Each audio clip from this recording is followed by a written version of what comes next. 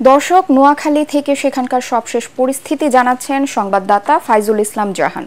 আমার পিছনে যে সড়কটি দেখতে পাচ্ছেন এটা হচ্ছে নোয়াখালী জেলা প্রশাসক কার্যালয়ে যাতায়াতের সড়ক।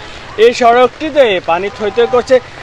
এতে বোঝা যাচ্ছে যে আপনি পুরো নোয়াখালীর কী অবস্থা। বিশেষ করে নোয়াখালীর যে পার্শ্ববর্তী জেলা ফেনী মুহুরী নদীর পানি নোয়াখালীর বিভিন্ন উপজেলা প্লাবিত হচ্ছে। এখানে বন্যার যে পরিস্থিতি অবনতির দিকে যাচ্ছে।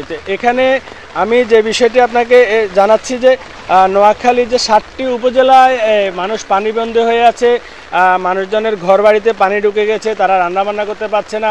তো এখানে আমি সকালে জেলা প্রশাসনের সাথে কথা বলেছি। তারা গত পরশুদিন থেকে নোয়াখালীতে শিক্ষা প্রতিষ্ঠানগুলো বন্ধ ঘোষণা করেছে এবং যে এখানে মানুষ পানিবন্দী আছে সেই মানুষগুলোকে বিভিন্ন শিক্ষা প্রতিষ্ঠানে আশ্রয়কেন্দ্র খুলে মানুষজনকে সেই আশ্রয়কেন্দ্রগুলোতে নিয়ে আসা হচ্ছে।